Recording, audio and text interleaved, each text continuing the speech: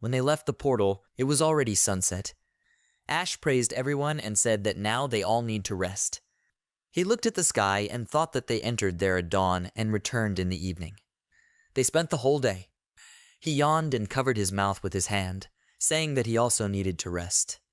He thought that he would sleep until dinner, eat a little, and then get to work. Time passed. Waking up from sleep, Ash sharply opened his eyes, and the ticking sound of a clock began to be heard in the room. He got out of bed and looked at his watch, seeing that it was almost 1:30 in the morning. He swore and thought that dinner had long passed. It's time for him to look at the things he received yesterday. He took out a torch with a blue flame from his inventory and thought that he was given a torch of blue flame for completing the second zone. The fuel supply does not run out. This is not the worst thing, considering that exploring a dungeon is an eternal struggle with darkness. But this is perhaps the only way it is useful. He put the torch in his inventory and reached for the next item, thinking that who would have thought that this would be given as a bonus for a full clearing. He took out a scroll to summon a giant mechanical golem and was happy about it. Even though it is disposable, it is still very useful. He would be able to use that huge golem they had encountered then for his own purposes. The system asked, does he want to activate the summon scroll of a giant mechanical golem? Ash thought there was no point in waiting, he would activate it now. The scroll in his hand disappeared, and in its place a blue glow appeared, and then the system reported that Ash had activated the player's skill, the magic of summoning a giant mechanical golem. He thought that he would keep this skill in the active slot and use it in case of emergency. The inspection is now over. Suddenly his stomach growled loudly, and he thought that his stomach was terribly loud. He left his room and walked down the corridor, yawning loudly. He walked into the kitchen and wondered what he could eat, but suddenly he stopped mid-sentence and froze in the aisle when he saw Evangeline and Lucas sitting on the floor and eating. Lucas, who was holding a sausage in one hand and potatoes in the other, called out to the prince in surprise. From such a sight, Ash was speechless for a second, and then asked what they were doing here. Evangelina replied that she came to the kitchen because she was terribly hungry, and there he was already. Ash saw empty plates on the floor and thought they were competing to see who could eat the most. He walked inside and said with a smile that he was hungry too. They didn't eat it all, did they? They replied that they only ate what was bad.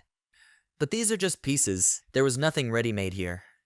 Ash noticed their upset faces and asked if they were that hungry.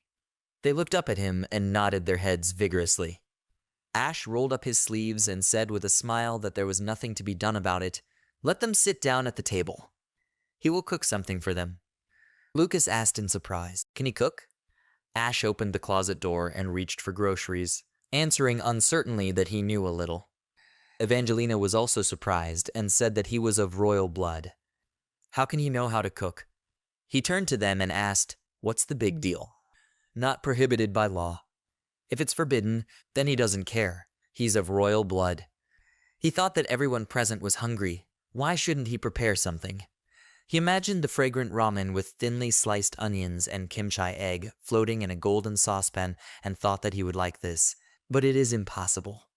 He looked at the food that was in the cabinet and thought that this estate was at least full of simple ingredients. There is butter, milk, eggs, spices, and smoked ham. Only one thing comes to his mind.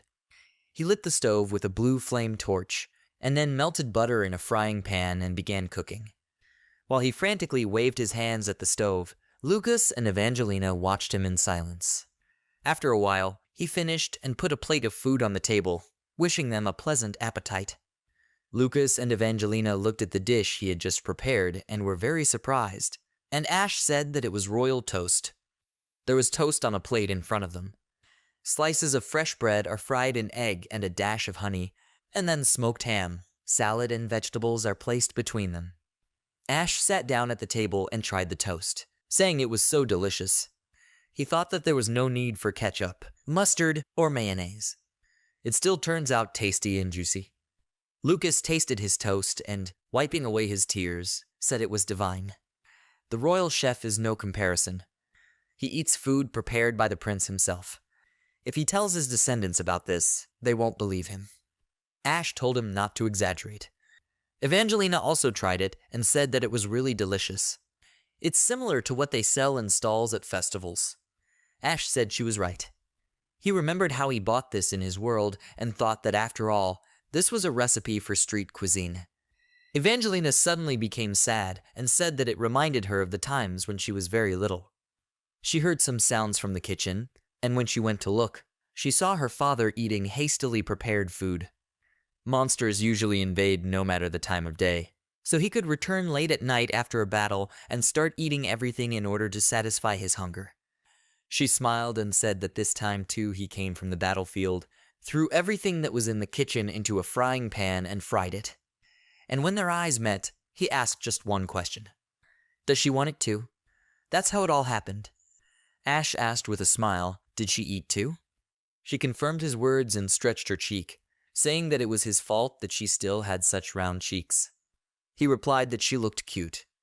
Evangelina remembered something else and joyfully said that every other time her mother woke up and ran out to them. She grumbled at her father for feeding her so late at night. She laughed and covered her mouth, saying that they should have seen his face. It was like that of a naughty kitten. She lowered her hands and her smile became slightly sad. She imagined her parents and her little self in this kitchen and said that such snacks reminded her of the past.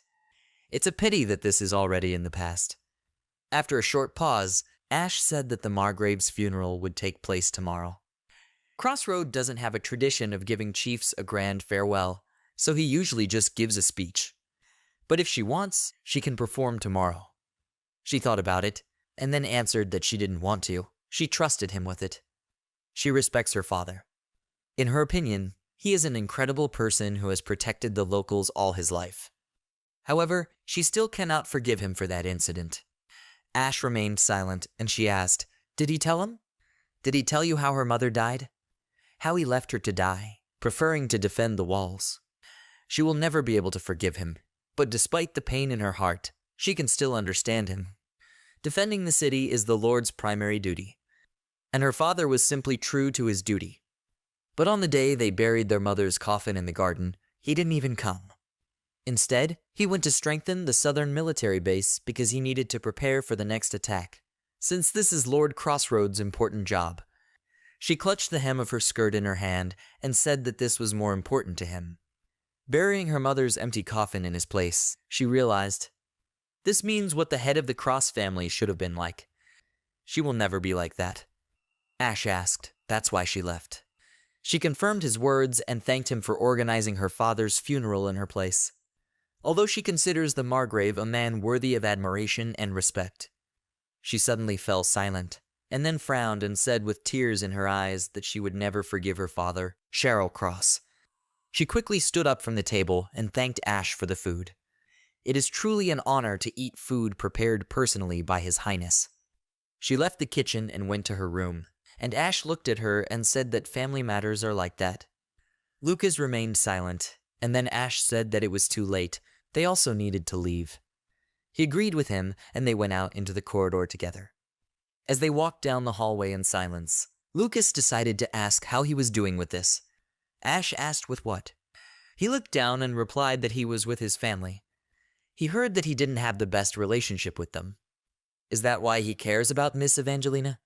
Ash was surprised and thought, is this true? He doesn't get along with his family? He thought he was just some kind of local fool. Lucas asked if perhaps he sees his past self in her. Although, what can he know about him?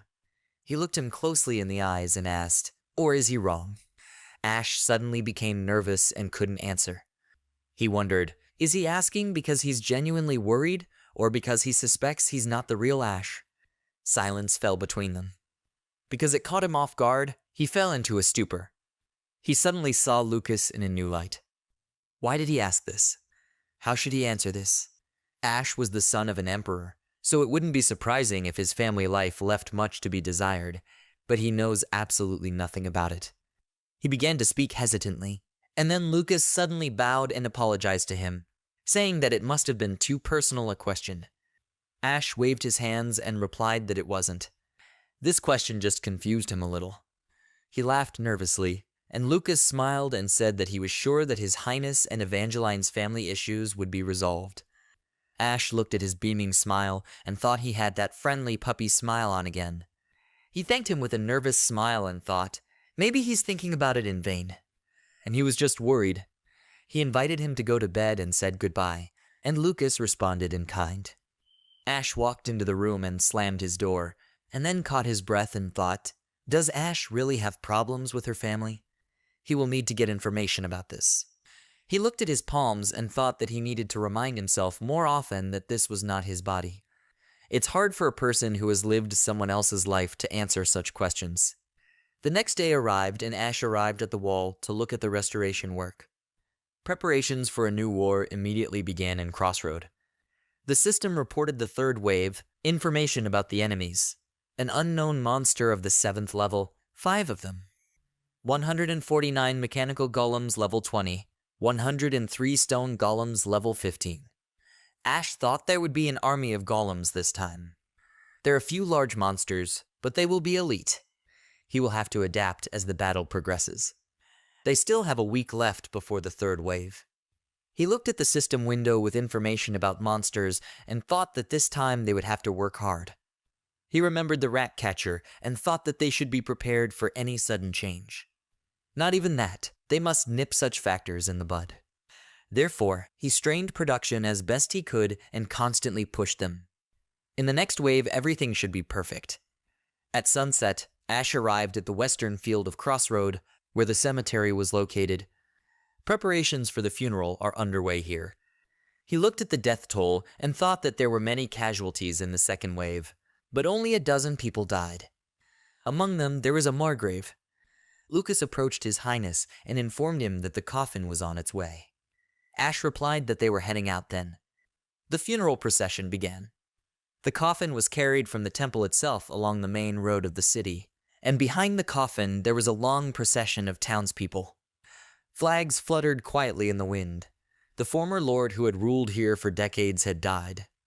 Although death is something natural in this city, many people did mourn. When the coffin was carried past them, they threw white flowers.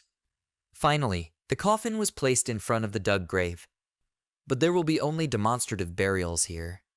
The burial of the body itself will take place in the Margrave's garden. And all because his beloved wife is waiting for him there.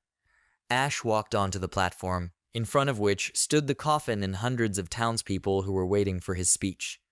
He looked and spoke confidently and finally said that the death of any of them was a blow for him. Not a metaphorical, but a real blow to the wallet. But the death of the Margrave of Cross cannot be measured in money.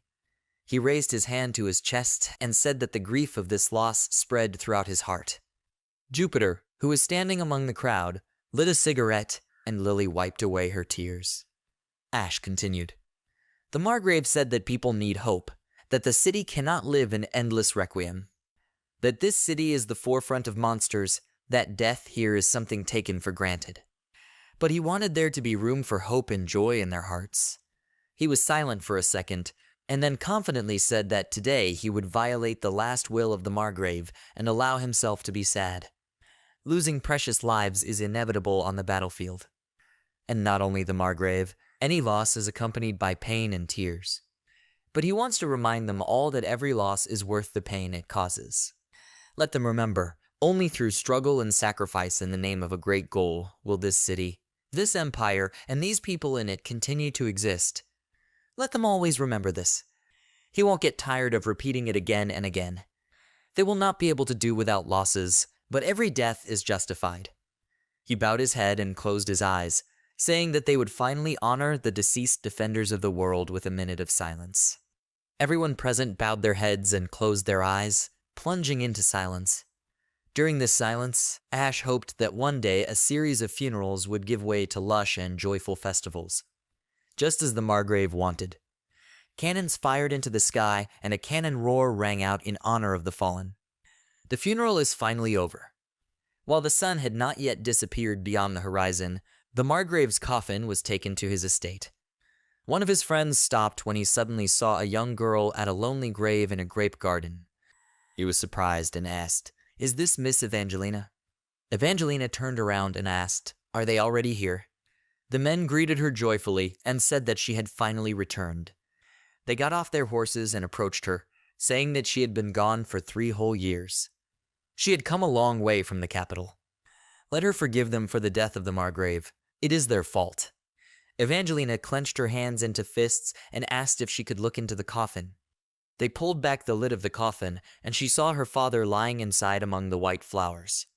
Looking at his pale face, she said that he was really dead. Her hand trembled, and she said that he was always eager to get into the thick of it, like an immortal, but now. She fell silent and clenched her trembling hand into a fist, and then turned away from the coffin and thanked them, saying that this would be enough. Soon they buried the coffin next to the grave of his wife. The man approached Evangeline, holding the Margrave's weapon, and said what he thought she should know. His eyes opened wider in surprise when she saw what he was holding. He said that these were the equipment of the Margrave, passed down from generation to generation. They originally planned to bury it with the owner, but they will do as she says. She fell silent and looked sadly at her father's weapon, and the man said that it was certainly worn, but after treatment. Evangeline interrupted him mid-sentence and told them to bury it. Let them bury it with her father. The man replied that he understood. After reciting the sacred prayers, it was all over. Standing in the middle of the grape garden, Ash looked at the fresh grave and thought, built up a wall with snow and ice here on earth is the path of compassionate life. He said these lines and thought that he had once quoted his favorite poem to him. He remembered this passage because it quite accurately describes the life of the Margrave. But these words are not for funerals, so he decided to abandon them. He remembered his words that in order to protect this city, he would have to pay a high price and sacrifice everything that was dear. Ash looked at the sky and wondered what he would have to sacrifice. Will he remain the same person after this? Evangelina approached him and said that she didn't think he was into poetry. He replied that not really, he just remembered. So he read a couple of lines. She said he had a beautiful voice. Maybe he will read it for everyone next time. He remained silent and after a short pause, asked how she was feeling. She smiled and replied that everything was fine. Sooner or later, it was bound to happen anyway. If she were hired as a knight, she might never return to this city. And after her father's death, she could not be here to see him off. So it's a miracle she even made it to his funeral. She asked, so she still wants to devote her life to battles. She confirmed his words and said that she would definitely not stay here. She will sort out the inheritance, sell all the family junk, and leave. Ash thought she was already mentally prepared for this. She buried the family heirlooms with her father to put the past behind her once and for all. He said with a smile that he would help her with the inheritance. It's too much hassle for a teenager. Let an adult sort it out. She asked if he was going to stop her. He did not understand her question, and she said that she was abandoning the legacy of her entire family and running away as a coward. Isn't that selfish? He replied that the Cross family had already served the place enough. He doesn't know if he will do as well, but he will do anything to protect the city. He punched himself on the chest and smiled and told her to forget her worries and live life the way she wanted. And he will try to ensure that her family's hard work does not fall into oblivion. She frowned, looking closely at him, and after a short pause said that he was somehow very different from the image from the rumors. He asked, "Is this true?" She said that if she were in his place, she would make every effort to return back to the palace as quickly as possible. But instead, he takes the job of being the lord of these lands seriously, which is amazing.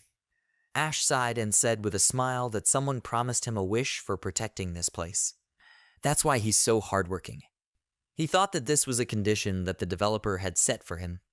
If he leads this world to its true ending, then he will grant him a wish. He tries so hard not because he is so right.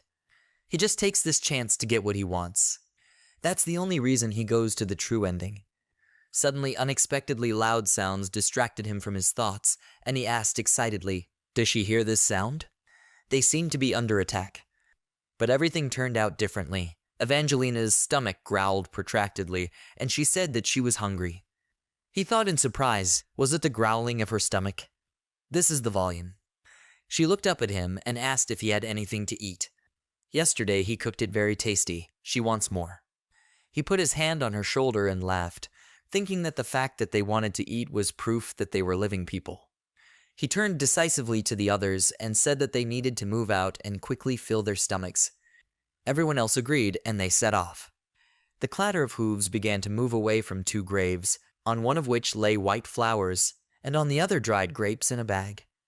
The dead should rest in peace, and the living should move forward. A new wave is approaching. A new day has come. At the moment, Ash has two main tasks. First, his normal job is to prepare for the next level. Secondly, paperwork with the division of Cross's property. Evangelina refused to inherit the title and decided to leave here. The best thing would be to retroactively transfer at least part of the fortune to her so that she can leave this place without regrets. Having learned the latest news, Eider was upset and asked, so he decided to let Miss Evangelina go. He understood everything. He will take care of the sale of Cross's property, and will also take care of all paperwork related to the inheritance.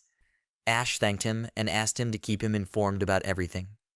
Eider opened the system window and replied that of course, but it would be almost impossible to sell everything in a week.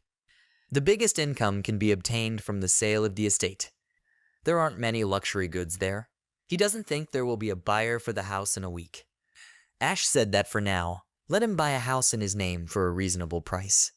He must finish this within a week and see Evangelina on her way. He needs to deal with everything before the next wave. All members of the Cross family died here. Evangelina is the last descendant of this family, in other words, the last survivor. He is obliged to send her as far as possible from this place so as not to involve her in the battle. This is the last wish of the Margrave of Cross. He will keep his word. Eider smiled and said that he understood. Let him trust him. Ash thought that Eider would be quite useful as a secretary. He would sort it out. There are 8 days and 11 hours left before the third wave begins. Time was inexorably passing, and there was less and less time left before the start of the next raid. Ash clenched his hand into a fist and thought he would do it. He will complete this game without using people as cannon fodder. Without compromising his principles, he will cope, without a doubt. Time flew by quickly. A week later, the forge. The heads of the Union of Blacksmiths and Alchemists apologized to His Highness with tears in their eyes and said that this was the first time they had created magical weapons, and there were many difficulties. In general, they didn't have enough time for 5 weapons. Let him forgive them. Ash replied that everything was fine. He knew that it might not work out the first time. He thought that magic guns had been invented in this world over a century ago, but due to their high price and impracticality, they had not caught on in the local market. It takes both an alchemist and a blacksmith to create one, so making them is quite difficult. Ash asked, and how many were they able to create? They answered in confusion that there were 2 guns. Ash said that he is not going to scold them. Let them show what they have. They obeyed his order and showed 2 packages that were lying on the table. Ash unwrapped one of the packages, and in his hands was a black gun with purple patterns. He thought in surprise, what kind of monster is this?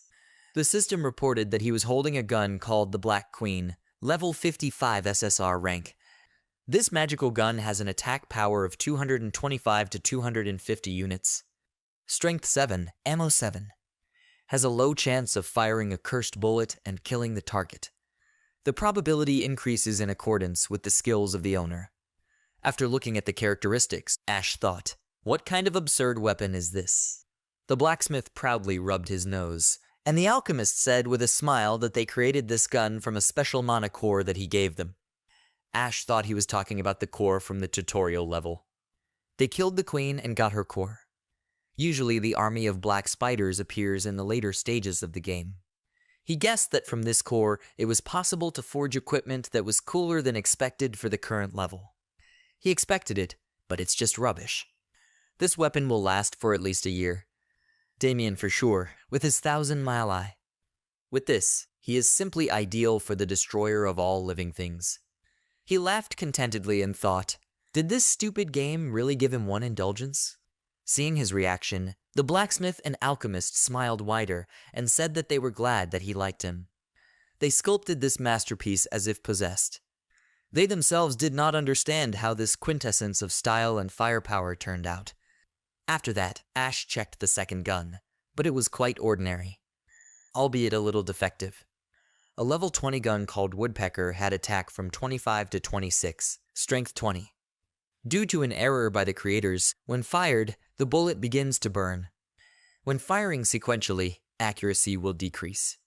However, it will still be useful because Damien has no problems with accuracy.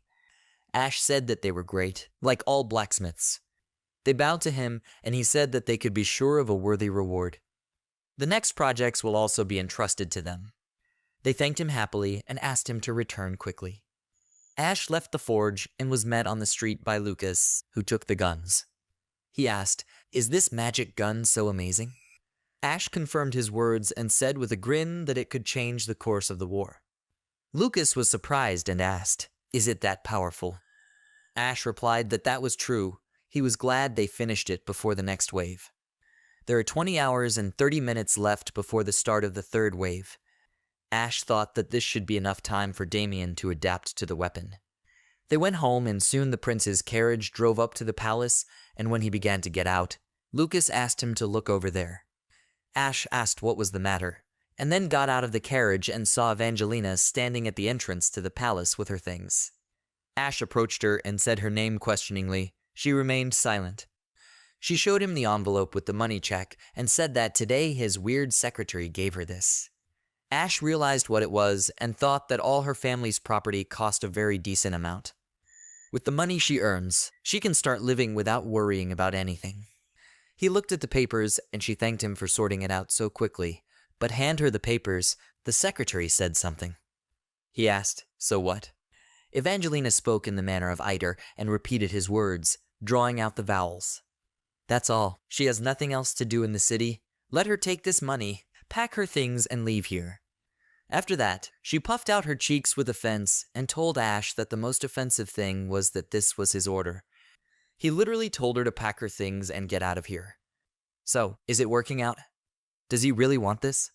Ash looked at her seriously and after a short pause replied that it was so. She asked upset, "But why? Why is he trying to get rid of her as soon as possible?" She didn't even say goodbye. Ash sternly replied that since she was about to leave, she should leave quickly. No need to tighten.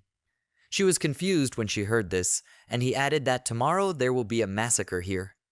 Does she want to be dragged into this too? She wanted to object, but he didn't let her say a word and told her to stop. Let her leave. Nothing connects her with this city anymore. Her voice trembled, and she said that since he helped her, she also wants to help in the next siege. Ash wearily ran his hand through his hair and forbade her. Let her help herself and leave here as quickly as possible. This is not her fight. She again wanted to object, but he said that he could protect this city and the help of a child like her. She put her hand on her chest and said that he had seen her fight. She can help, that's true. She can handle it. Ash's patience ran out, and he said her name loudly. Tears appeared in Evangelina's eyes, and she shuddered when he began to scream.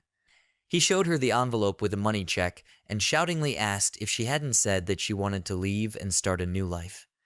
That's why she renounced her title and inheritance and chose to sever all ties with this place. She answered in confusion that it was so, but Ash interrupted her and said in a raised voice that since she had already decided everything, let her act. Let her leave and not return. This war is filled with death and grief. It will only take away. Once she has entered this path, she will never free herself. He placed a folder with a money check in her hands and told her that she did not need to get involved in a war against monsters. Let her leave here forever. Let her do what she really wants. He was silent for a few seconds, and then remembered the dying Margrave and said that she should live freely, as she herself wishes. This is her father's last wish. Hearing this, Evangeline's eyes sparkled, and he said that she wanted to be a bad daughter, to do everything against him, but let her listen to her father one last time. He walked past her and said that from now on she is a stranger here, and this house no longer belongs to her family. She wanted to say something else, but Ash did not let her do it and said that he was busy. He had a meeting about defense. Let her leave and not return. They and Lucas entered the palace grounds, and she followed them with her gaze. While they had not yet left, she shouted that she just wanted to thank him for everything. She will visit her parents' graves and then leave Crossroad. She wishes him easy victories in the future. After these words, she bowed, and Ash stopped and glanced at her, wishing her luck in his thoughts. As soon as they went inside, Ash tiredly slid down the door to the floor, and Lucas said that he didn't have to be so strict. He replied that if he had not said this, she might have had doubts. He heard? She can help. She can protect. Lucas said that he still should have been gentler. Evangelina, meanwhile, took her backpack with weapons, put it on her back, and looked at the road that led from the palace. Ash, meanwhile, looked out the window and began to watch her. He said that not all goodbyes have to be accompanied by tears. Sometimes a cash check is enough. He thought that she seemed to say that she would go to visit the graves of her parents. He cried and said goodbye to the SSR character, Evangelina. But he quickly pulled himself together and said that people come and go, but monsters remain. He looked confidently at Lucas and said with a smile that they could handle everything themselves. He smiled back and said that his desire is the law. With a wide smile, he opened the door to his office and went inside, asking how everyone was doing. All three of them were at his desk, but only Lily was tied with ropes to her wheelchair. She exclaimed in horror, "Why her again?" Ash answered her in his thoughts that because she was their little spark of hope. He laughed maliciously and asked with a grin, did she enjoy her freedom? Now it's time to get to work. She grabbed him by the clothes and began to shake him with tears in her eyes, begging him to send her to the workshop. She will work there until her death. After she calmed down a little, she began to hug Jupiter, and Ash said that there was less than a day left before the battle began. They will examine their strategy one last time. He gave the gun to Damien and said that he had another gift for him. Damien took it and asked in surprise, "Is this it?" Ash asked if he liked it. "The design is cool, right? This is a magic gun." Suddenly, a soldier ran into the office and loudly opened the doors. Barely breathing, he turned to His Highness and said that he was here with a report from intelligence. "Monsters are coming." Ash turned to him and asked, "What does this mean?" The soldier said that there was an army of golems, about 200 of them. They were approaching the city at great speed. Ash exclaimed, "What the hell is this?" There was still time before the attacks began. Suddenly his necklace began to glow, and the system reported that an unknown person was invading the game. The numbers on the timer began to change quickly, and Ash thought, what else? Now there are 0 hours, 30 minutes left until the start of the third wave. Ash looked at the system window in shock and thought, is this a joke? Although the system cannot lie like that. He cursed loudly, and the soldier said that this was not all. The enemies were divided into 2 groups. Ash got nervous and thought, an army of golems? 2 groups? For what? The soldier said excitedly that most of them were going to the city. A small group of about 50 golems, separated from the main one, heads towards the Margrave's garden. Hearing this, everything before Ash's eyes seemed to lose color, and he asked in shock, what did he say? He thought that Evangeline was in the garden right now. Meanwhile, the soldiers on the fortress quickly scattered to their positions and urged each other on.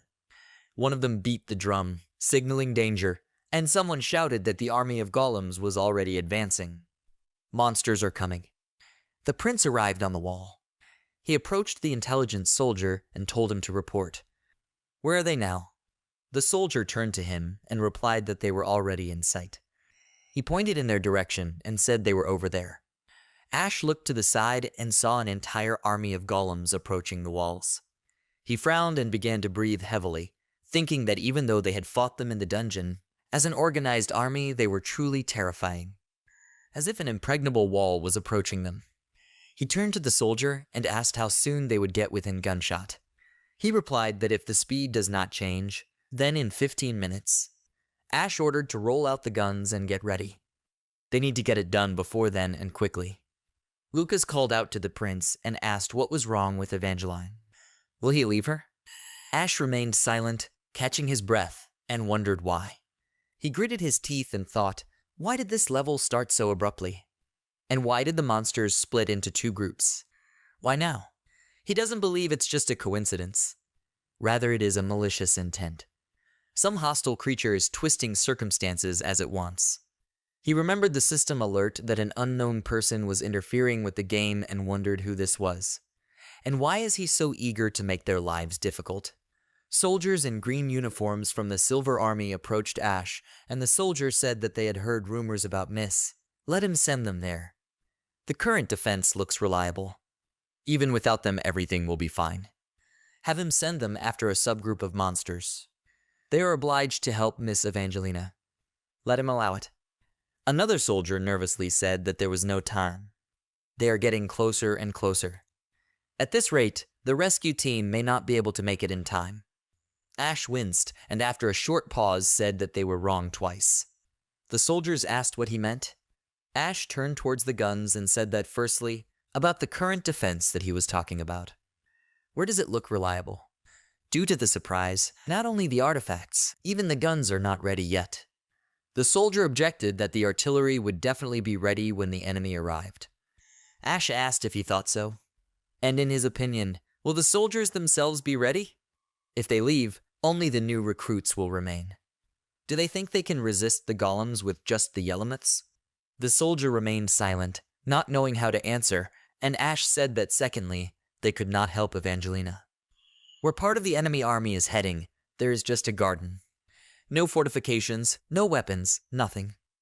And the enemy army includes as many as 50 huge golems. Even if there were any semblance of walls there, they would not have lasted a minute. He started shouting and said that such a campaign would mean certain death. And all because there is no line of defense there. How the hell were they going to help Evangeline? The soldier closed his eyes and remained silent again, because he could not object to him. Ash thought that in this game, it was possible to hold the defense only due to the presence of impenetrable walls that held back the attack. Any attempt to organize a battle in an open field will only end in crushing defeat. After thinking a little, the soldier looked confidently, looked up at him and said that they were not afraid to die. You can't leave a girl. Hearing this, Ash lost patience and shouted loudly what he said. Let him explain to him what the essence of his idea is. Silence hung on the wall. Only the sound of flags waving in the wind could be heard. Ash tiredly covered his face with his palm and calmly said that he needed a plan with a probability of success. Did they understand everything? They will always have time to die. The soldier shouted, what is he offering? To do nothing? If everything is left like this, she will die. He can't let that happen. Ash remained silent, looking at his feet with a gloomy face. He thought that the soldiers were right. Without help, she will definitely die. But to save her, it is necessary to send almost all the forces, or try to go there with an elite detachment with part of the army. But the problem is that they are also very needed here to hold back the tide of monsters. If the defense fails, then everyone will die, even if they rescue Evangeline in the end. A real dilemma. Suddenly, he remembered the words of the late Margrave. And then he had to choose, turn around and save his wife, or fulfill his sacred duty and protect tens of thousands of city residents. Isn't it hard to guess what he chose? Ash thought that now he seemed to be starting to understand him. He looked up confidently at the soldiers of the Silver Army and told them to listen. Here is his order. None of them will leave here to help her. They exclaimed, but how could this be? Listening to the dissatisfied exclamations, Ash thought that there was only one answer in this situation. He said they couldn't afford to lose fighters. Let them concentrate all their forces on the defense of this line. Lucas became nervous and seemed a little upset. Ash thought that 1,000 lives against one, there is nothing to think about. The scales are clearly tipping in one direction. He said that if this wall falls, tens of 1,000 citizens of the city will die. Then all of humanity will be under threat. The soldiers of the Silver Army could not utter a word against him and only looked at him in shock.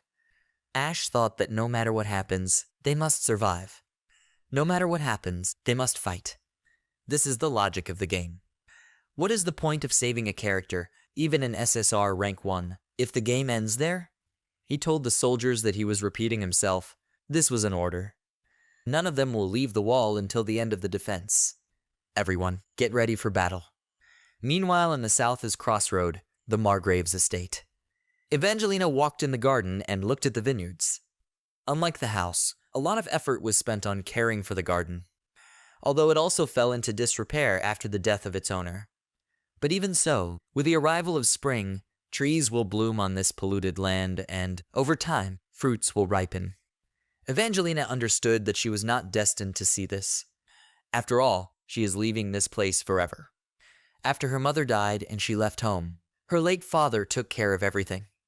Literally a week ago, he walked along this land, caring for the trees, hoping that at least this time the grapes would be tasty.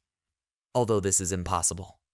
Evangelina turned around and imagined her father picking grapes and thought he was so stupid. She slowly walked further through the garden and thought that it was all over. Her mom and dad died, and she's leaving.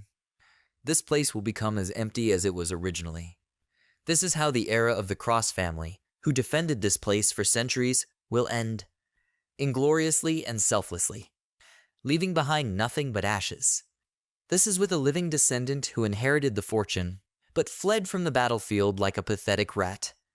Evangelina went to the graves of her parents and called them. She fell silent for a second, waiting for an answer, and after a short pause she said that she would not see them again. She was leaving, far, far away. Evangelina secretly hoped for an objection, some admonition, or at least some sign, but obviously in vain. She said that she would like to tell them a lot, but for some reason nothing meaningful comes to mind. Her thoughts were confused. Her head was cracking. It seemed as if the ground itself was shaking under her feet. But this is just a storm of passions that has risen in her soul. Tears appeared in her eyes, and she looked at the grave with a smile for the last time, saying that she was leaving. Evangelina wanted to go into her new life with a smile. She wiped away her tears and said goodbye to her parents, and then adjusted the straps of her backpack. She sighed, collecting her thoughts, and then turned sharply towards the road and said that it was time for her to go. But as soon as she turned around, she immediately saw a golem in front of her eyes, whose huge red eye was looking straight at her, and his hand raised to strike.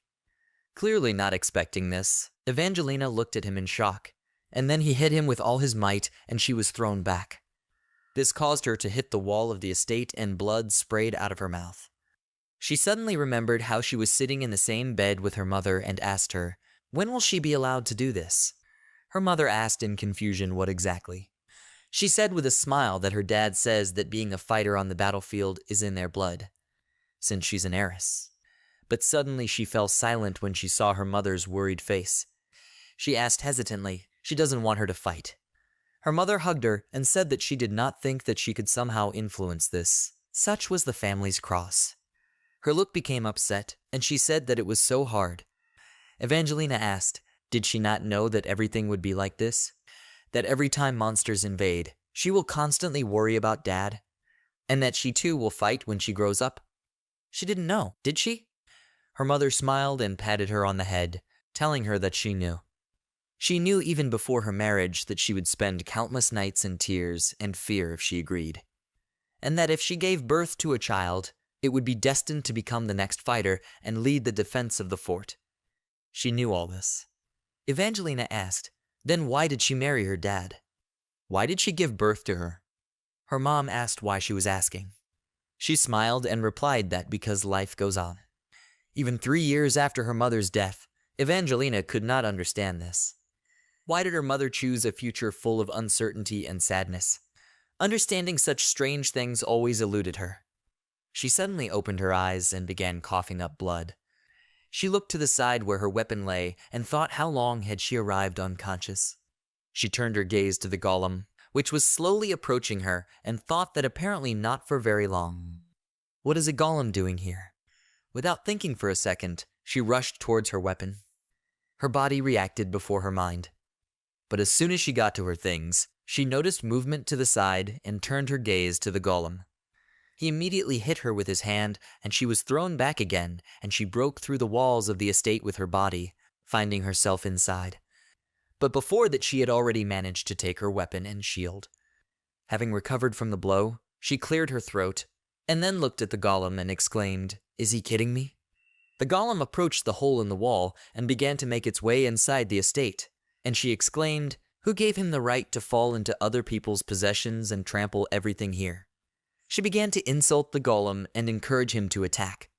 Suddenly, on the other side, the golem ran inside, destroying the wall, and on the other side, another hole appeared in the estate and a second one appeared inside. Evangelina looked in shock at the golems that were approaching her from 3 sides and thought, 2 more? She immediately put her shield under the blow of the golem that was on the left, and he struck, and at the same time she pierced the eye of the second golem. But she forgot about the third monster, and it began to attack while she was between the other 2. A second before the blow, she looked at the huge steel fist and thought that she couldn't block it. After that, the golem hit her and she was thrown back again, and dust rose at the place where she fell. The dust gradually cleared and she cleared her throat, beginning to swear loudly. Despite her wounds, she again ran to the attack and began to curse the monsters, saying that she would not let them go. First of all, she broke the golem's steel fist into several pieces, and then ran along his hand and, pushing off from it, jumped up and plunged a spear into the monster's eye. From her blow, parts of the golem's body shattered into pieces, and she, pushing off from one of the fragments, flew towards the third golem, who put his hand in front of her, hoping to defend himself or strike.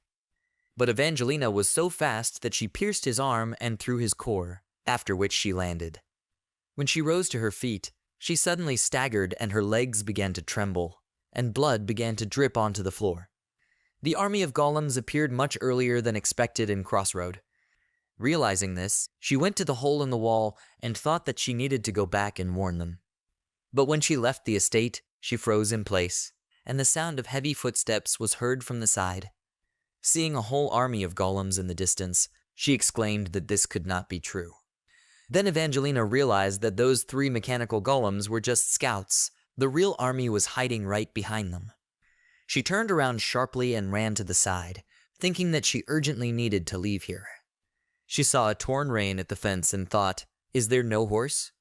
She looked towards Crossroad and thought that then she should at least get there on foot.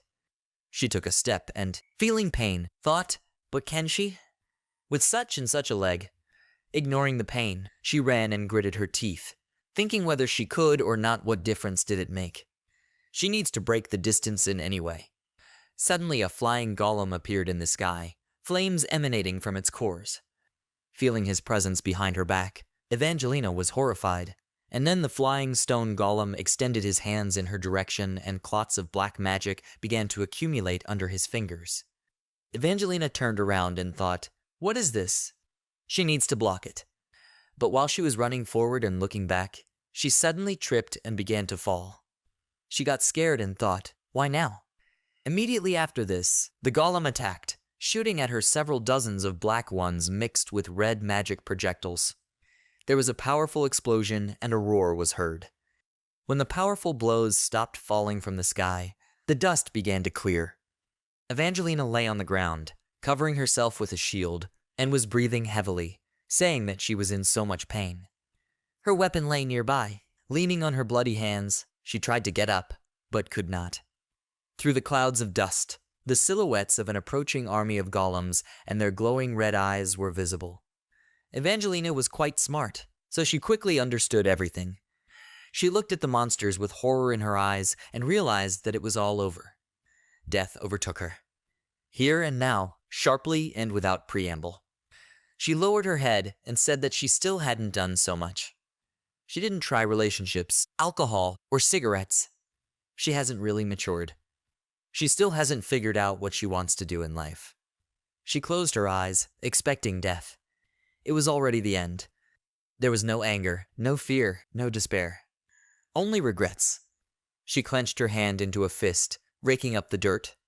This is what the little girl felt at the last moment of her life. Tears flowed from her eyes, and she quietly said that she wanted to live. Suddenly someone answered her that then let her act. Hearing a familiar voice, she immediately opened her eyes and saw in front of her a red cloak fluttering in the wind. Sweating, Ash said with a smile that everything that she had not done yet, let her do one after another. Life is short. She needs to live it to the fullest, right? Not believing her eyes, she looked at his back with a sparkle in her eyes and asked, His Highness. Ash, who stood with his back in front of her and looked at the army of golems, did not immediately answer. He turned to her with a smile and said that it was he, her savior on the spot. 30 minutes ago, on the walls of Crossroad. After he gave the order, he said that he would go get her himself. Everyone present was very surprised, and he confidently said that he alone would carry out the rescue operation and help Evangelina. One of them asked, but how? Lucas exclaimed loudly, What is he saying? Ash shuddered and said that it would rupture his eardrums. Lucas shouted, What the hell are eardrums? He himself said that such a campaign would mean certain death. Now he's saying he'll do it himself. Is he trying to commit suicide or what? Ash asked him to calm down, then turned to the others and asked them to be quiet too. He is not going to go and die at all. In fact, he has a plan with a probability of success. He wondered if there was a more unpredictable character in the game than him, the X-rank protagonist. Therefore, he and only he must act. Trying to take someone else with you will increase the possibility of their losses. Besides, he had a couple of aces up his sleeve just for such an occasion. There are too many surprises in the game. It is simply unrealistic to prepare for everything, but he can afford to take a risk this time. He told the soldiers that they had been under his command for a long time, so they knew well that he never underestimated the monsters. Most of his strategies worked in desperate situations. Let them trust him. He has a solution. It's a risk, but it's worth it. He must go there alone. Lucas remained silent, looking at him with a worried look. Ash turned to him and asked him not to argue with him. There was no time. Let him take command on the front line for now. Does he agree? Lucas exclaimed that he would rather go for Evangeline, and he would stay and command both operations. Ash disagreed and said that his abilities were too valuable. He could not leave the front line. Lucas couldn't stand it and shouted that he couldn't do it. He immediately calmed down, realizing that he had yelled at him, and then calmly said that they really needed him. Ash put his hand on his shoulder and said that he had already decided everything. Let him trust his prince's decision. He will return safe and sound. He promises it. He thought that if he turned away from Evangeline here, and now, it would destroy his moral principles, which he decided to maintain in this passage. Save everyone he can. He said that this is the only way to protect the city and help Evangeline. Let him trust him and take command. Lucas closed his eyes and replied that he understood him. Ash then addressed Lily and Jupiter, saying that he thought they didn't need to be reminded how important their magical contributions were to the battle. Let them try their best. Jupiter hit herself on the chest with her fist and replied that they would not let him down and that he should take care of himself. Lily agreed with her and said that he could trust them.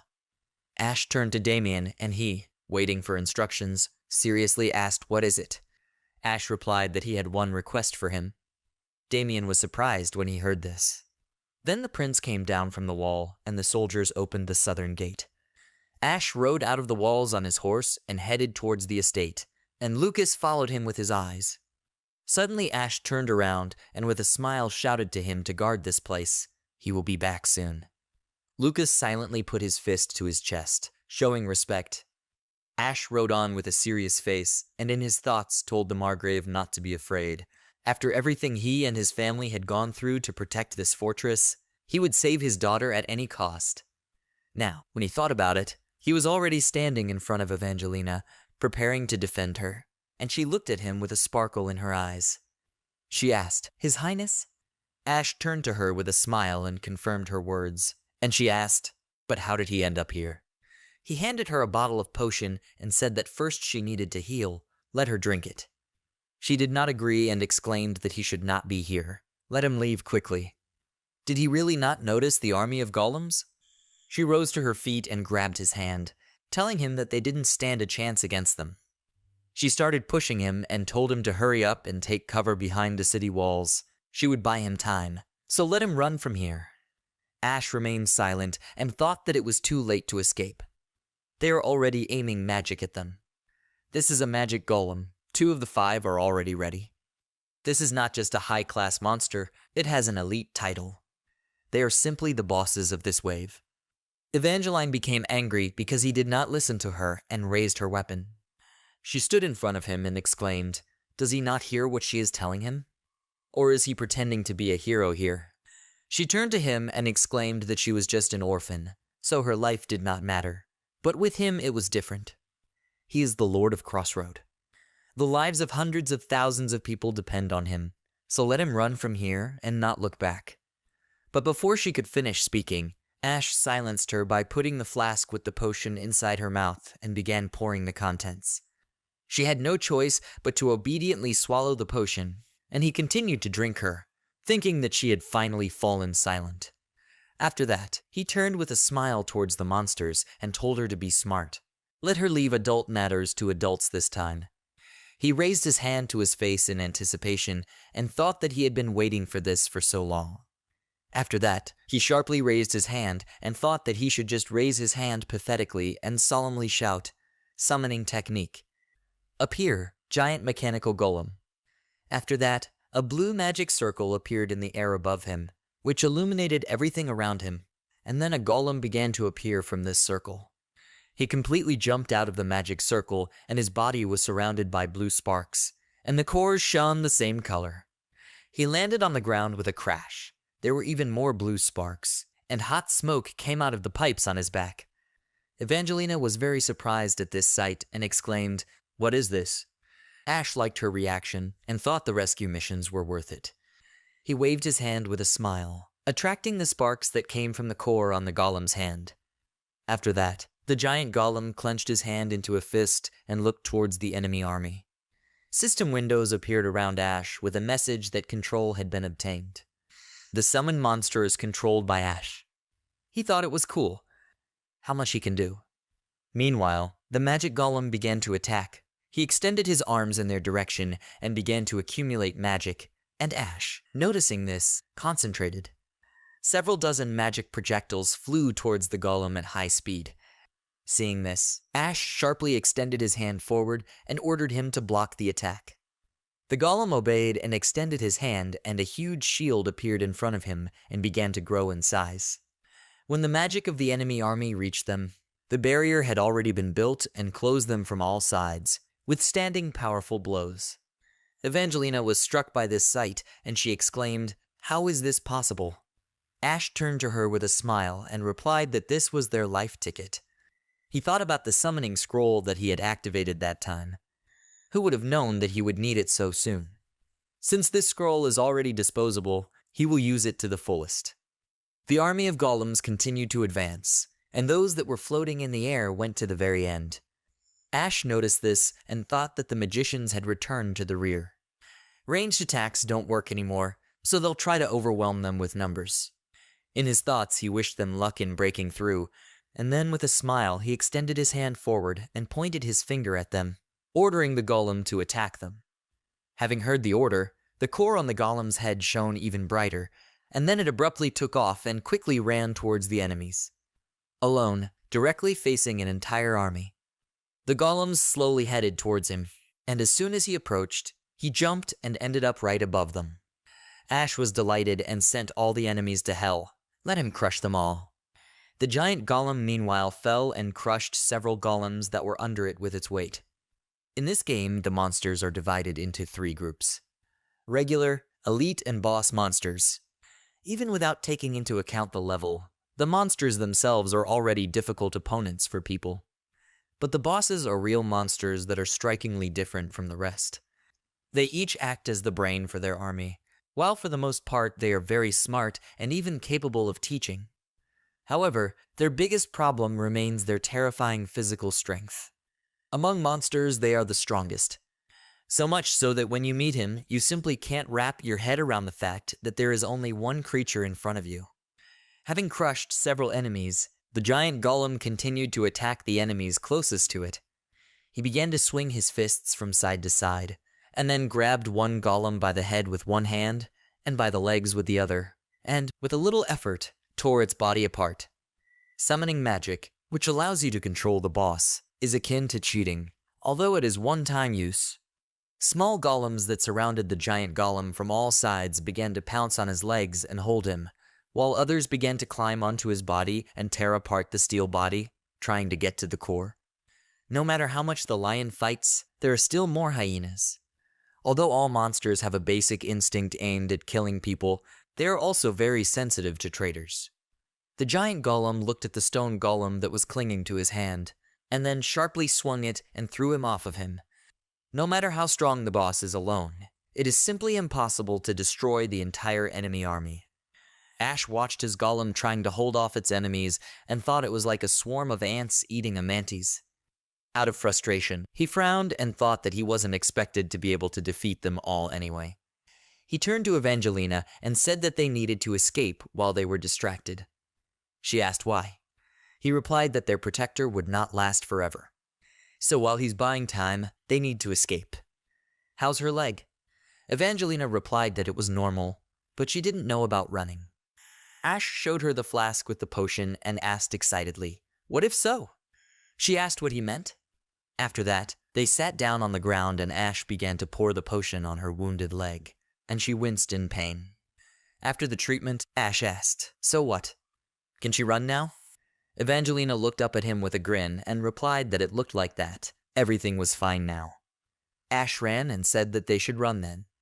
She agreed and ran after him, and after that he said that they needed to go to the server. His horse was there. Seeing them fleeing the battlefield, the magic golems immediately began to act. They extended their arms towards them and began to accumulate magic. Evangeline noticed this and warned the prince about the danger behind, saying that there were those flying things again. The other golems also noticed that they were running away. They no longer paid attention to the giant golem and ran past it, heading straight towards them. Evangelina turned around and exclaimed in shock. Even ordinary golems decided to chase them. Ash turned around and gritted his teeth, saying that they wouldn't let them leave so easily. At the same moment, magic projectiles flew towards them. Evangeline called out to the prince and, touching the back of his head, made him bend down and covered him with a shield, telling him to bend down. Ash let out a surprised sigh and, bending down, ran on, and at the same moment, several magical projectiles hit Evangeline's shield and she clenched her teeth. Magical projectiles reflected from the shield and scattered in different directions, and after that an explosion warmed up. They continued running and Ash said it was a great job. But was it necessary to bend it to the height of her height? His back hurts now. She exclaimed that it was his own fault that he had grown so tall. He can bend over and grab a couple of shells if he feels like it. He looked at her with a playful smile and thought that this, of course, was all fun. But magical attacks were no joke. He opened the system window and clicked on the image of magic golems, turning his sight on them. He ordered the giant golem to change its target, priority magic golems. Immediately after this, the giant golem turned towards the magical golems that were hovering in the sky nearby. And when he saw one of them, he extended his hand up and the core in his palm began to glow. Immediately after that, he grabbed one magic golem and squeezed it in his hand, and the second began to fire magic projectiles at it, and he defended himself under the barrier. After seeing the result, Ash was happy and thought it was great. They can relax at least a little. But it was still early. A stone golem approached them from behind, and Ash thought that he couldn't relax yet. Evangelina noticed the enemy and turned around, shouting that she would smash him to pieces. The stone golem immediately aimed at her and sharply punched her, but she managed to jump in time, thereby dodging the blow. In flight, she pointed her spear at him and clenched her teeth. She began to fall and pierced the stone golem's body, delivering a powerful blow. Ash, who was still running, said that it was cool. She performed a cool trick. She caught up with him and with a blush on her face asked, "What are these compliments for? Where is his horse?" Ash pointed towards the tree the horse was tied to and said that's it. But as soon as the horse noticed them, it opened its mouth in shock. Seeing that the rider it was leading the golems, it tried to escape. But because of the reins tied to the tree, this did not work. Seeing this, Ash mentally asked the horse to wait. When they almost reached the horse, magic missiles appeared in the sky behind Ash, and he stopped, cursing loudly. The magic missiles flew straight into the tree to which the horse was tied, and when it was freed from the reins, it immediately took off running. Ash turned around and saw that the projectile was fired by the magic golem his golem was holding. Ash gritted her teeth in displeasure and said cursingly that they were so stubborn. Stopping at a destroyed tree, he leaned on his knees and, trying to catch his breath, cursed loudly. Evangelina asked if they had any other options. Ash straightened up and looked towards the golems, saying that the only thing left was Plan B. Evangelina caught her breath and asked, "What's the plan?" He adjusted the glove on his hand and asked with a nervous grin, "What does she think?" "All they can do is kill them all."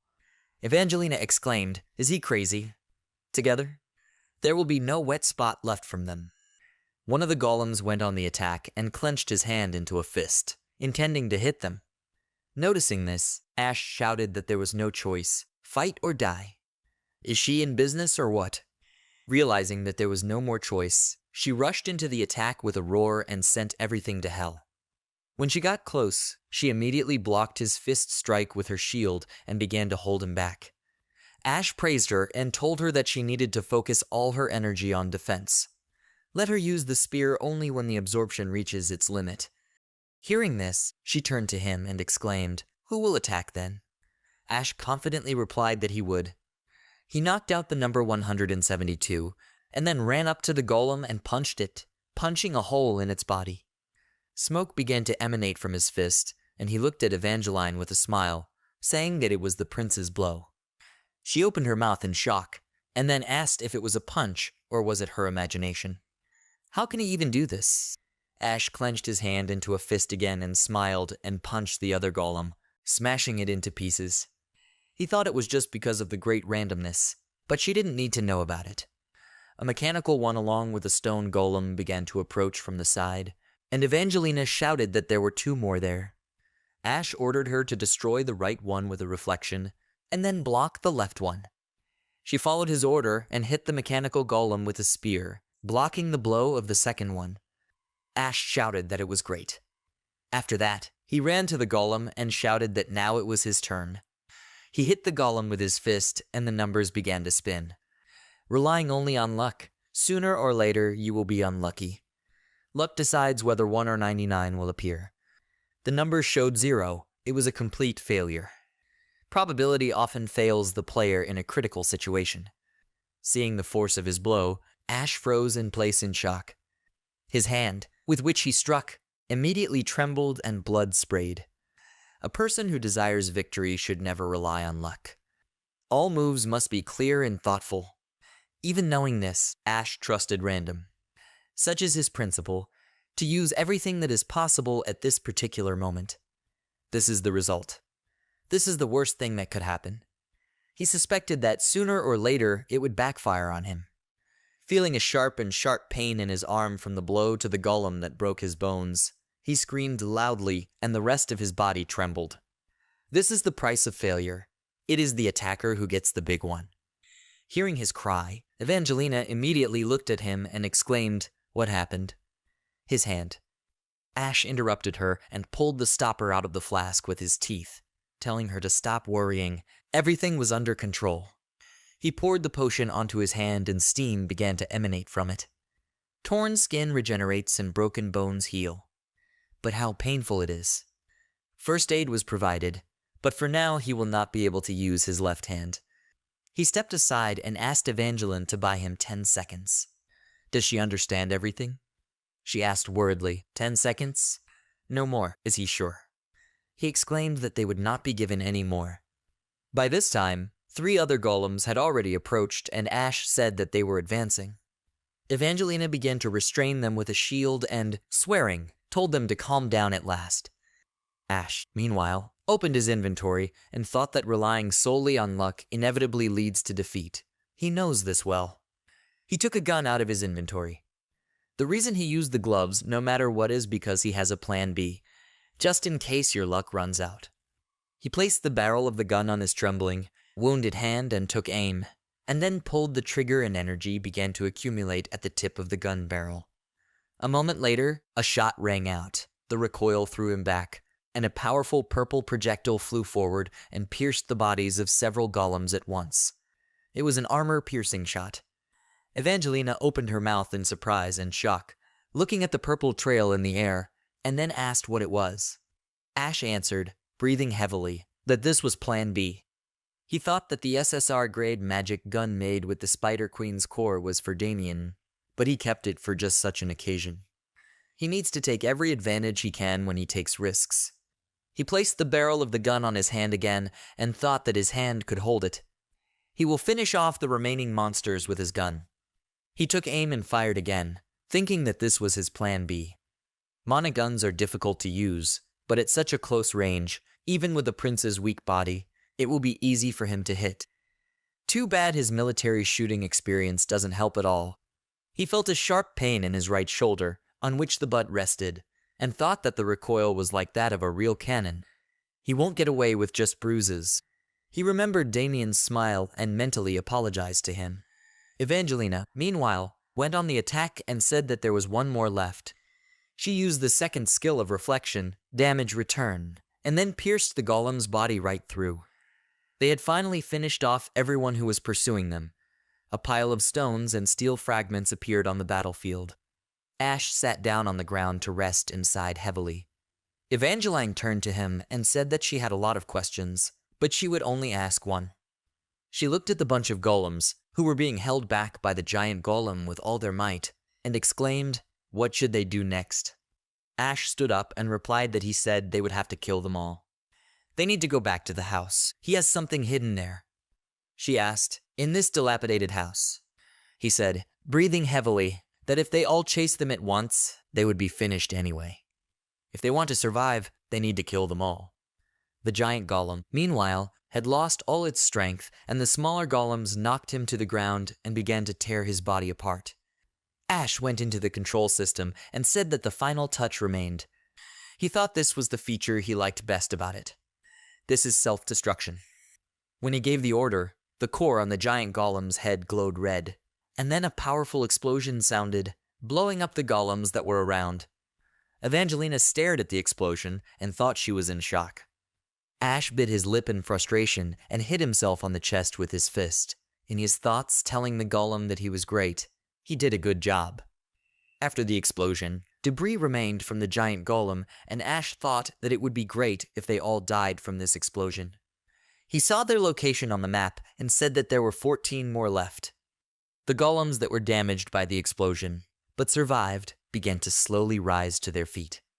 Ash told Evangeline that they had to go before they knew it. They need to get home quickly. She replied that she understood, and after that they ran towards the house. But they were quickly noticed by magic golems and sent projectiles in their direction. Noticing this, Evangelina cursed loudly, and then put her shield under the attack, and the magic projectiles were reflected and flew off to the sides. They ran further, and she shouted that the most annoying ones survived. Ash replied that everything was as usual, the worst always lived the longest. The magic golem again pointed his hands in their direction, and Ash asked, "But at least they knocked out his friends, right?" She replied that she was glad to hear it. They ran past the remains of a magic golem, and Ash thought that this one had hit their horse straight. Good riddance. Continuing to run quickly, they finally began to approach the hole in the wall, and he thought that they were almost there. Suddenly, Evangelina noticed something to the side and said that he was shooting. She immediately stopped and took the entire blow on herself, protecting herself with a shield, and Ash turned around. After she repelled all the attacks, her shield began to crack, and she became worried. After that, the shield broke into pieces, and she thought that its strength had ended. At the same moment, new shells flew towards them. Evangelina stood in a stable stance, and then swung her spear and swung it with a scream, deflecting the projectiles. Ash thought the shield was gone, but she was able to deflect the shots with the weapon. She thinks quickly. Unfortunately, the spear is not intended for protection. From the mere protection from the projectiles, her spear quickly cracked and fell into pieces. The magic golem did not give them a break and fired again. Noticing this, Evangelina said that they needed to leave quickly. She turned around and ran towards the house. To protect the prince, she wrapped her arms around him. But suddenly one of the shells flew very close to her and hit her shoulder, causing her to scream loudly in pain. Ash called out to her in concern, and then she replied that she was fine. They needed to run for cover. She let go of Ash, and he ran inside the house, falling to the floor for cover, and she ran after him while the roar of explosions was heard behind them. Once they were inside, they hid behind the rubble and caught their breath. Evangelina looked out from behind the shelter and said that they were here. Golems were slowly approaching the hole in the wall, making loud noises, and she asked if he had some kind of plan here. It's time to turn the situation in their favor. Ash reached into his pocket and told her to trust him. He is not a knight in shining armor, but he is a great trickster. He smiled and showed her an ordinary SR rank top quality monocore, and then looked out from behind the cover and threw it towards the hole, summoning an automatic defense turret. The monocore immediately began to float in the air and glow.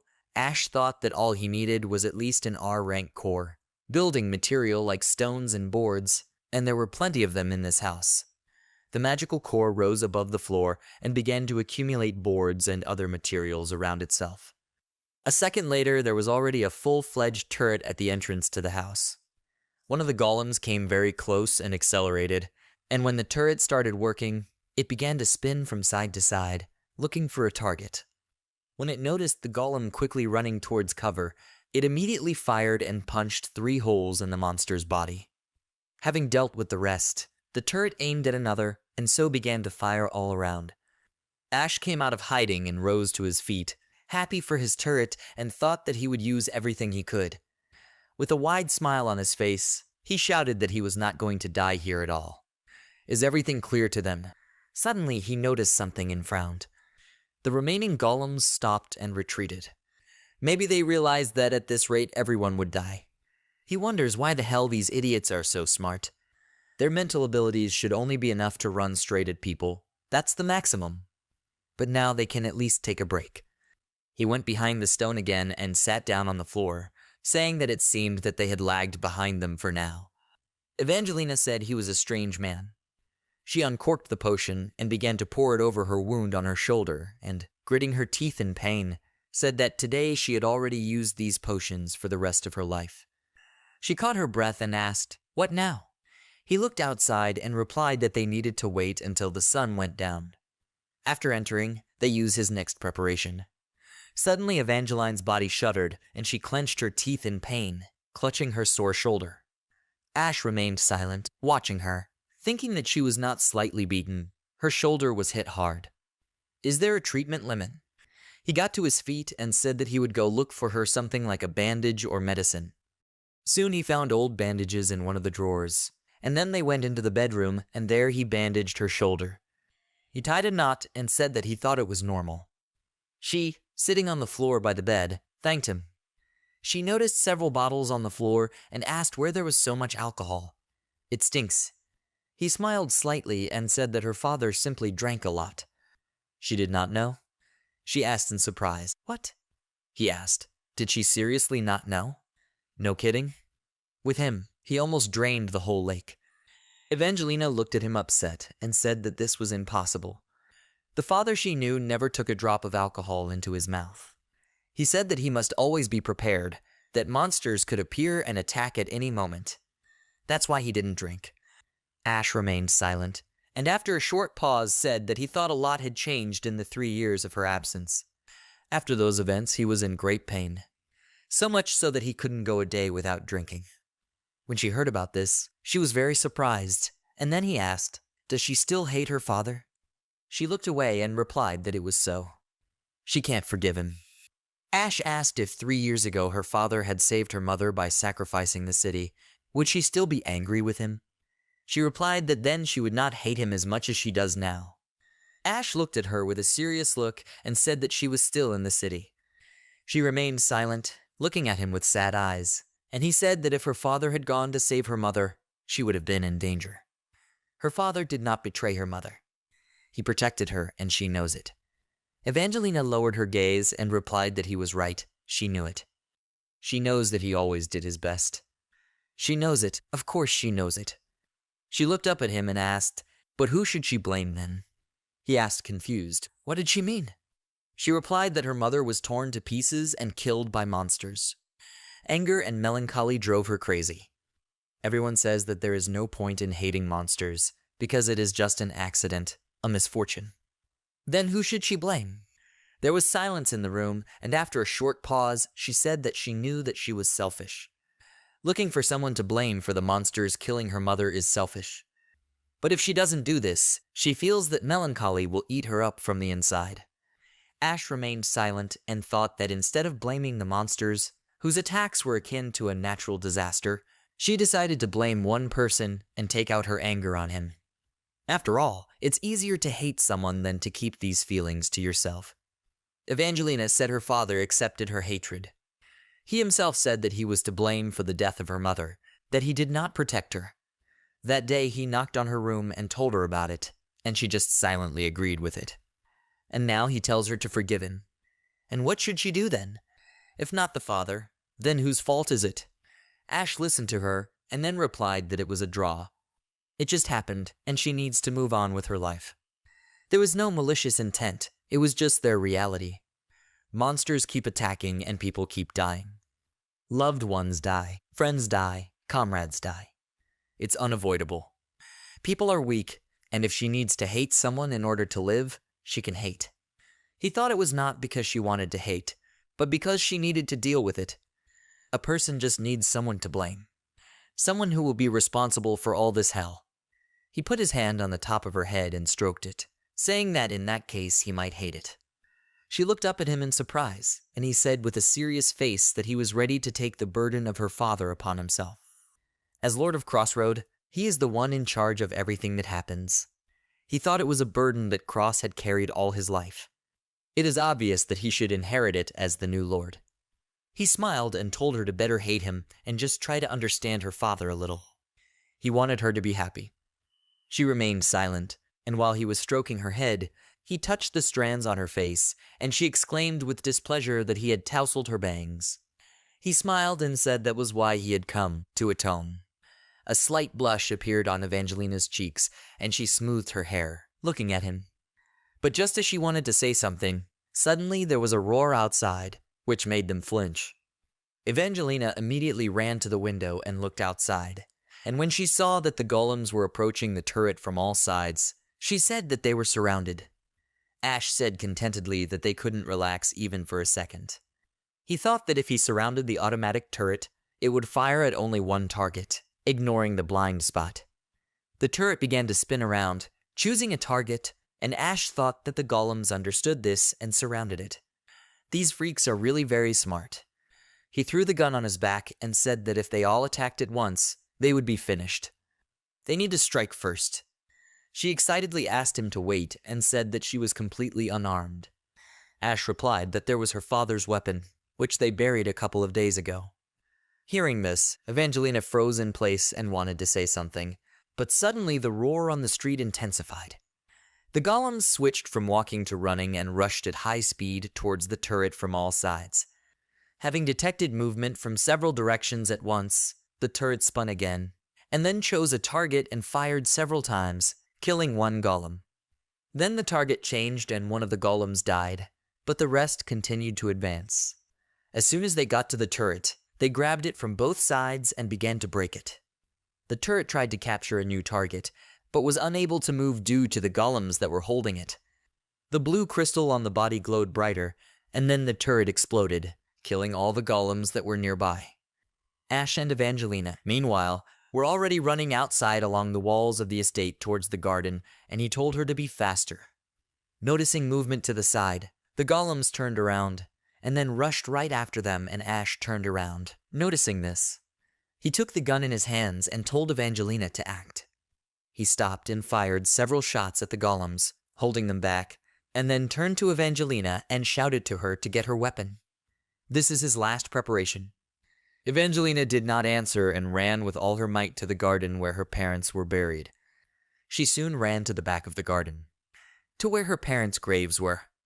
She fell to her knees in front of the tombstones and tried to catch her breath. Then she heard Ash shouting her name from behind and turned around, seeing him running towards her, followed by several golems at once. She realized that there was no time for emotions. She turned to the graves and began to dig the ground with her bare hands. Suddenly she stopped when she saw that a wooden coffin was visible underground, in which lay a worn-out shield and spear. An heirloom of the Cross family, passed down from generation to generation.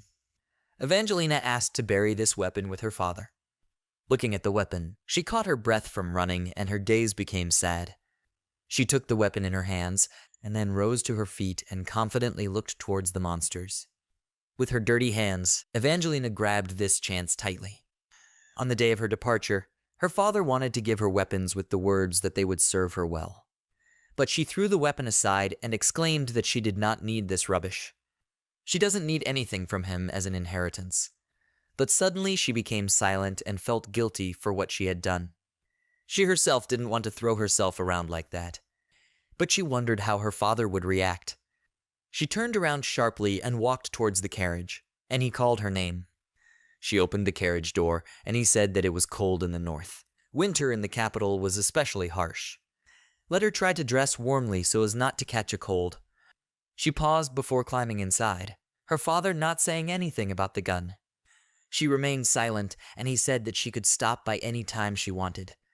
Her father's voice wavered just at these words. She silently climbed inside and set off, and then looked sadly out the window. She slammed the door behind her without even saying goodbye, and her father still stood in one place and watched her go. He continued to stand even when she had already disappeared behind the hills. She remembered this when she saw the weapon lying next to his coffin. The spear and shield were old, rather worn out. Like her father, who aged very quickly after the death of her mother. When Evangeline was little, that spear and shield looked so cool. They couldn't even compare to the imposing silhouette of her father in full battle gear as he prepared to fight monsters. She took the weapon and confidently turned towards the golems. She then thought, how did this happen? And really how? Ash, who was running towards her as fast as he could from the golems, asked her to be faster. She exclaimed, he said that he had one more preparation in stock, didn't he? He answered shouting that it was so. She said then it's time to use it.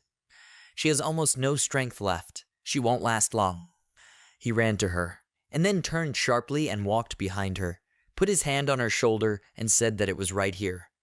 He said with a confident smile that she was his last preparation. She asked, confused, what does this mean? He started pushing her towards the monster and told her to quickly go towards them. Let her try. She is their last hope. Let her take her father's weapon and fight as he taught. She wanted to object, but there was no time. The golems were quickly approaching. She stood confidently in front of them and clutched her father's shield and spear in her hands. The equipment fit her just perfectly. It was as if it had found its lost owner.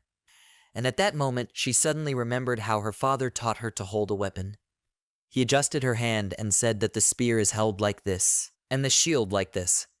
The little girl got into a fighting stance, and he said, that's great. She's so great. Memories of her father's lessons flashed through her mind. Memories from childhood, the day when she first took a spear and shield in her hands. The golems were quickly approaching her, and she continued to stand in place, preparing to strike. She remembered the feelings she felt during the lesson, and at that moment, it was as if the ghost of her late father himself helped her get into the correct stance. He touched her arm and told her that she needed to twist her arm a little more for perfect balance. She did as he said, and he praised her, placing his hands on her shoulders with a smile. As soon as the monster approached, she lunged forward and pierced its core with a spear, causing the golem to crumble into pieces. 4 more were running behind him, 2 stone and 2 mechanical. Evangelina confidently ran towards them, gritting her teeth. While she was focused on them, her eyes glowed green. It even began to seem to her that the movements of the monsters had become somehow slow. The mechanical golem wanted to strike, but she quickly jumped to the side and dodged. Immediately after this, she lunged forward again and, having punched a huge hole in him, jumped through it and ran like the next enemy. Her legs moved on their own, and her hands held the spear in the correct position. She knew instinctively how she should move at this pace, as if a path appeared before her eyes, along which she easily bypassed the monsters and struck them. Having run between the legs of the golems, she immediately dealt them all precise blows to their cores. As soon as she did this, she seemed to wake up and stop, asking in surprise what it was. Ash clapped his hands and praised her. He joyfully raised his fist in the air and shouted that he believed in her. She looked at him confused and asked what just happened. She looked at her hand that was holding the shield and said that she felt as if she saw a path. Like this. He replied that it was all due to the effect of her equipment. It was created for her. Even without buffs, it works like a charm. Such is their effect. Evangelina looked at it in surprise and thought, was it created for her? Buffs? Effects? What is he even talking about? She didn't understand anything, but she was sure of one thing. Prince Ash knows for sure how it all works. Ash suddenly realized what he said and laughed nervously, asking what he was doing. They're not in some kind of game. He coughed into his fist and said that there was no time for that now. He pointed his finger at the magic golem that was floating in the sky and said that there was one more left. As soon as they noticed him, the golem immediately extended his arms in their direction and began to accumulate magic. Evangelina turned to Ash and exclaimed, "What will she do here? He's too high for her, can't he see?" He thought that she had no ranged weapons, and there were no cartridges left in the magic gun. If she throws a spear and misses, they're done for. He opened the system window and confidently answered her that there is always a way out, especially for such a luxurious prince like him. The sun has almost set. Night will soon fall. He called out to Evangeline and said that this was the last order for today. She prepared herself and replied that she understood. He shouted that she needed to run straight at him, and he would bring him down from heaven to earth. Evangelina looked at the magic golem, and then rushed towards it and shouted that she understood. Ash happily raised his fist in the air and shouted that this was the last push. She didn't even bother asking how exactly the enemy would get down. If this is Commander Ash's order, she will do anything. After all, this is the most reasonable and most likely to lead to success. At this time, the magic golem released several dozen projectiles from its hands that flew towards Evangeline. While she was running forward and looking at the shells, she suddenly wondered what this feeling was. She saw a path in front of her and ran along it, easily running past the places where the shells had hit. Ash ran towards her and shouted that it was great. He took a torch from his inventory and, swinging it, shouted that now it was checkmate. He threw the torch and it flew up, leaving a blue trail of flame behind it. But the torch could not reach the magic golem and fell to the ground with a dull thud. Everything around fell into silence. Ash looked up at the golem, and he looked back at him in confusion. Evangelina opened her mouth wide in shock and wanted to ask what the hell it was, but suddenly a shine appeared on the crossroad wall, to which the golems were still approaching. A moment later a shot was heard. The bullet hit the body of the magic golem and passed right through.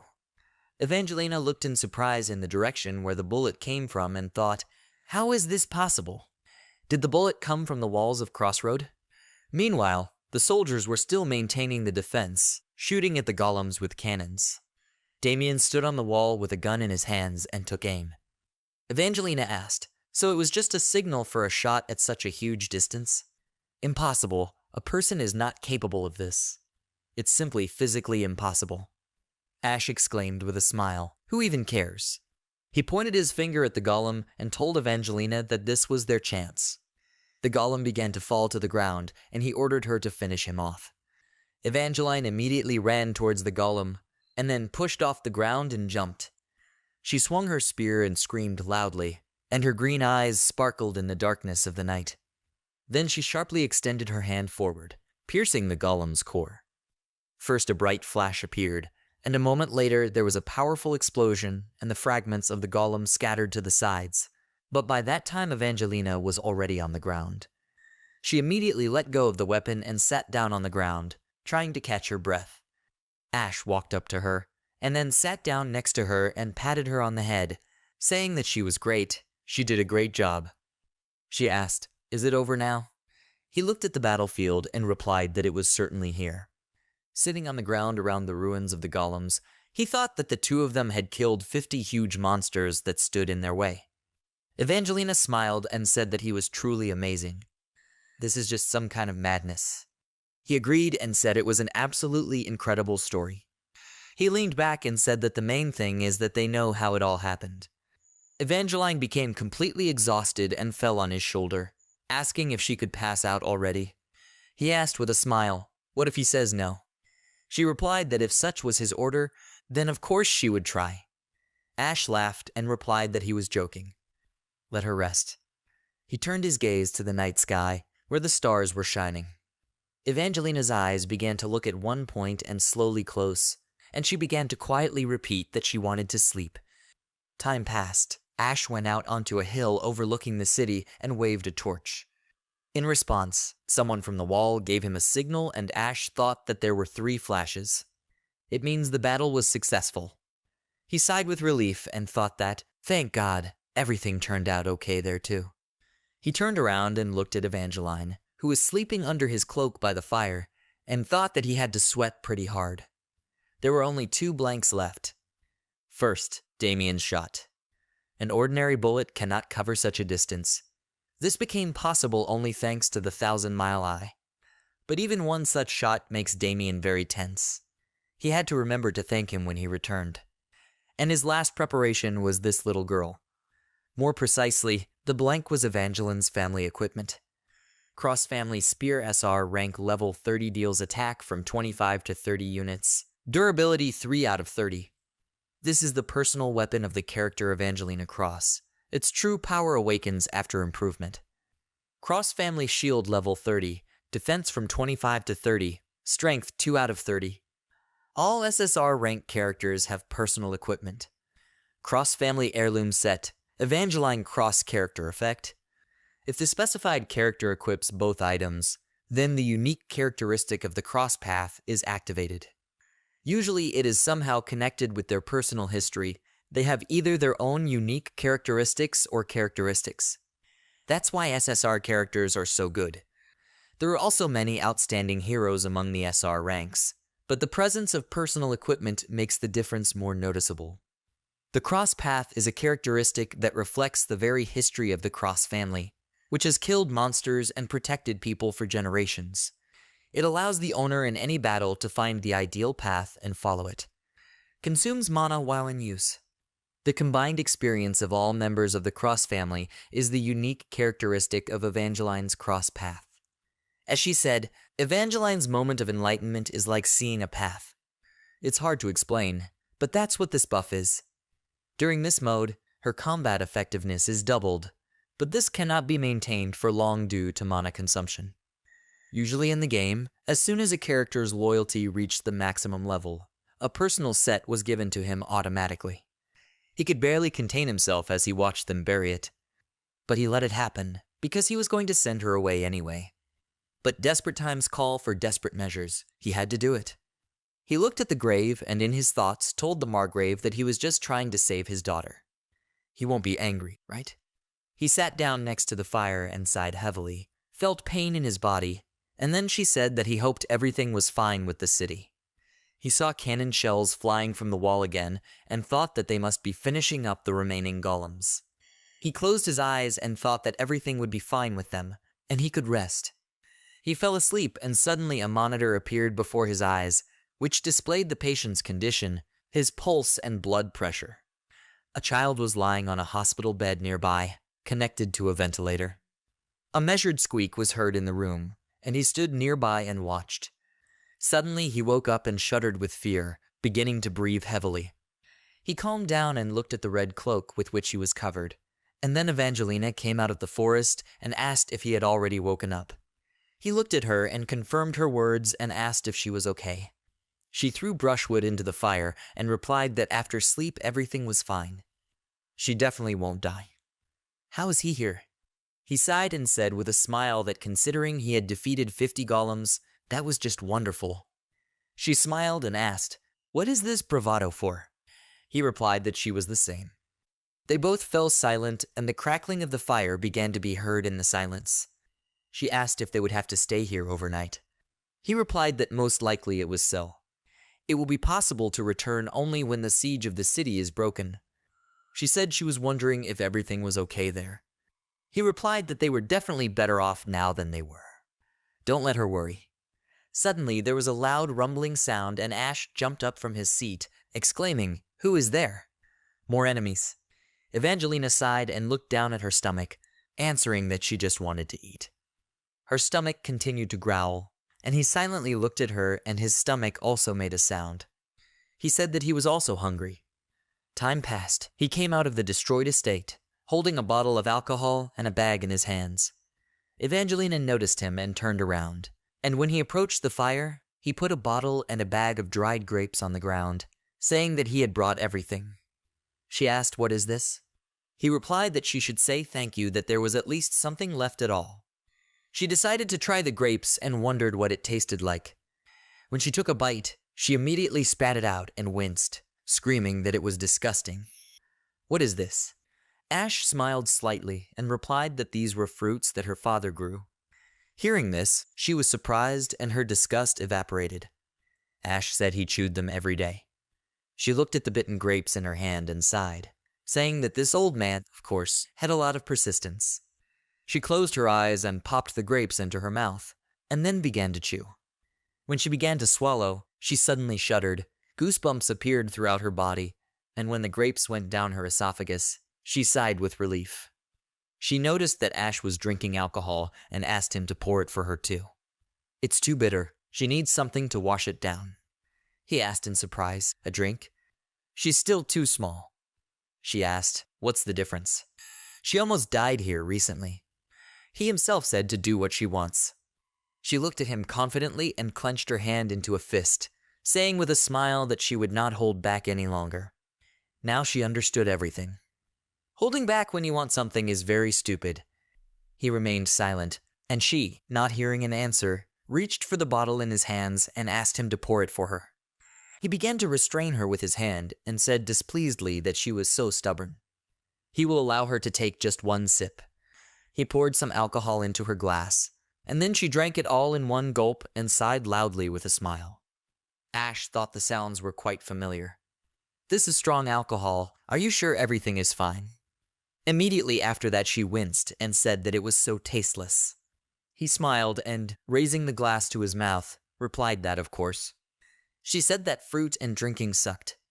She suddenly became upset and looked down at her glass, asking, so did her father eat and drink this every day? Ash replied that he defended the city for 3 years in this state. He poured alcohol into his glass and said that often swallowing only dirt and dust and sincerely wanting to leave, he fulfilled his duty every day without shirking. Like a true adult. She seriously said that she didn't want to be an adult. Ash laughed and said it was so cute. The branches in the fire began to crack more often, and after a short pause, Evangeline, with a blush on her cheeks, replied that she herself knew this. He asked what she knew. She replied that she knew that he secretly went out every night and stood at her mother's grave. She knew it. Ash remained silent, and she continued, saying that she knew that even though he didn't make a sound, deep inside he wanted to cry. She knew how it felt for him. She fell silent and pursed her lips, saying that even so she still hated him. That's why she wants him to be here, alive. So she can hate him as much as she wants. She wants him to just give her a chance to be a bad daughter, and he can yell at her and scold her as much as he wants. Ash remained silent again, continuing to listen to her, and then her body suddenly trembled, and she said that now she was disgusted with herself. That she is angry alone, that she is sad and worried alone. She introduced her parents and said that she missed them so much. This was no longer a monologue, but a child's hysteria. Evangeline started crying loudly and told her parents that she missed them so much. She burst into tears even more, and Ash silently allowed her to cry in peace. In this cold, cruel world, from now on she will have to fulfill her duty without shirking. She will have to become a true adult and move on with her life. Thinking about her deceased parents, she continued to cry until the fire finally went out and she fell asleep. Lying under the prince's red cloak, she cried and called for her father even in her sleep. The sun had already begun to rise, and Ash stood at the 2 graves in the garden. He looked at the Margrave's grave, on which he had placed a bottle of alcohol, and then drank the contents of his glass in one gulp and sighed, looking at the grave again. In the east, the sky began to glow palely. It was almost dawn. Under the brightening morning sky, he saw his soldiers approaching from afar. Noticing the cavalry, he raised his hand with a smile, greeting them. Lucas, who was riding at the head of the cavalry, noticed him and raised his hand to his chest, exhaling in relief. The morning sun illuminated the garden as the horses continued to approach. That's how the next level came to an end.